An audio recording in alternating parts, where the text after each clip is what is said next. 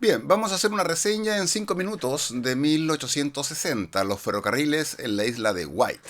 Veamos las particularidades. En relación a la subasta de las cartas iniciales, se puja por el derecho a comprarlas. Hay 4 cartas especiales más 2 empresas que son las empresas iniciales, la celeste y la roja, que son las que originalmente empezaron en el norte de la isla a operar.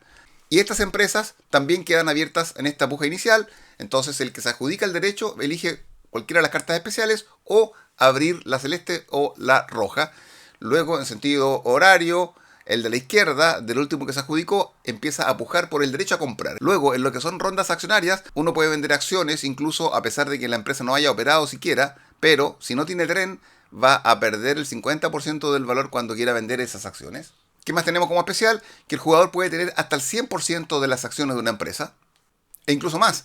Uno puede desprenderse de todas las acciones siendo el presidente y va a dejar a la empresa eventualmente sin presidente si es que nadie más tiene 2 acciones de la misma empresa. Entonces esas empresas sin presidente van a ir operando en forma automática, de común acuerdo entre los jugadores, en algunos aspectos, ¿cierto?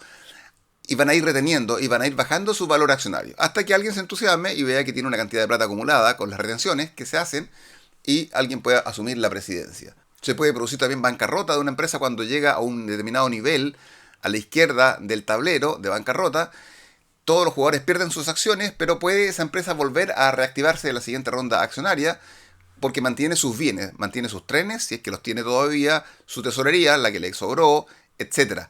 Por lo tanto, ahí también hay un elemento en que en este juego no hay quiebra de jugadores como forma de terminar el juego, ni tampoco la quiebra de las empresas.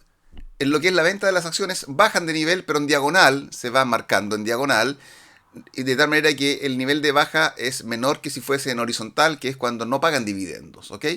Y hay zonas rojas en ambos lados del marcador de valor de acciones que están protegidas para la primera venta. Si yo vendo 2 acciones, la primera que vendo no va a afectar el precio. Ahora, en relación a las rondas operativas, estamos hablando de un juego donde se va a construir una sola ficha o una mejora, o 2 si es que no incluye una ciudad, que son las localidades más grandes. Pero si incluye una ciudad, se puede colocar una sola ficha. Existe también la circunstancia de que los trenes tienen un segundo número, el 3 más 2, por ejemplo, significa que 3 localidades importantes, que son las ciudades, y 2 que pueden ser los pueblos o paradas. Aquí también hay unos puntitos en el tablero que son paradas, que le permiten a la empresa, a pesar de que distribuye dividendo, cobrar las paradas para sí, siempre a 10 pesos.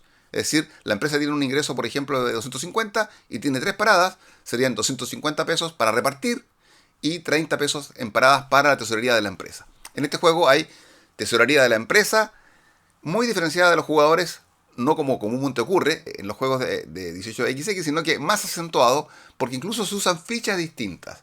Jamás la plata del jugador va a servir para apuntalar a la empresa con trenes, por ejemplo. Ahora, la forma en que termina el juego es que cuando alguien llega a 340 pesos como valor accionario de alguna empresa, o se acaba el dinero del juego, que son 10.000 pesos, o se produce lo que se llama la nacionalización. A partir de la época 9, del 3.9, se producen una serie de efectos que van haciendo que las empresas dejen de participar en el juego, las que tengan menor nivel de ingresos, de a poquito van a ir parando de jugar simplemente, por lo tanto ya no van a seguir repartiendo dividendos las más malas y tampoco van a ir aumentando de valor accionario, van a quedar solamente las mejores.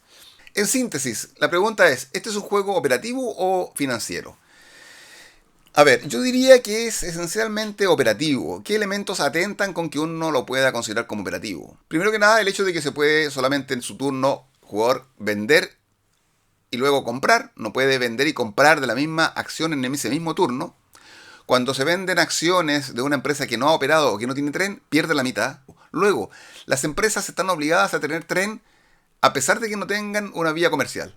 Tampoco existe esto la posibilidad de quebrar, por lo tanto ahí se pierde un poquito la presión, esto de que los trenes vayan siendo oxidados, se vayan poniendo obsoletos, porque efectivamente en el evento en que no tenga tren al final de su ronda, la empresa queda simplemente sin tren y queda en una situación de intervención, podríamos decir, ¿ok? Y en ese caso simplemente la empresa va a tener que seguir reteniendo dineros, va a ir bajando de precio accionario hasta que logre comprar un tren. Entonces, hay empresas sin tren, hay empresas sin presidente, y esto hace que, a pesar de que no sea un juego financiero económico, y es un juego operativo esencialmente porque el tablero está muy poblado de hexágonos, hay mucha empresa en el centro del tablero principalmente, Entonces cuesta un poquito visualizar bien las rutas y cada ronda podría cambiar eventualmente la ruta. Pero estos elementos de que uno podría vender todas las acciones que tiene, dejarla sin presidente, lo puedo hacer en cualquier momento. No requiero, como en otros juegos, esperar que alguien tenga 2 acciones y pillarlo volando bajo y chantarle la empresa. Aquí siempre voy a poder desprenderme de la empresa que no tiene tren, por ejemplo. El cambio de presidencias, por ejemplo, los últimos 2 juegos que hemos tenido en nuestro grupo, sea increíble. O sea, hemos tenido como 10 cambios de presidencia. Simplemente uno ve que la empresa está un poquito mal, ya, ok, vendo mis acciones todas y espero que mejore, empiezo a comprar eventualmente, alguien se apropia, la descarta, etcétera. Una empresa quiebra y después puede volver a revivir en la siguiente ronda accionaria, particularmente si es que tiene un buen activo en el tablero. Es decir, operativo, pero con estas cuestiones del teje-maneje de las presidencias que lo hacen un poquito más interesante. Que alguien podría pensar que es un poquito financiero. Pero no, porque no es tanto de maniobras bursátiles, sino que maniobras de presidencia o de organización empresarial. Así que un interesante juego, especialmente para quienes les gusta esto de los juegos operativos y que tengan una pequeña novedad con el tema de cómo se manejan estas empresas.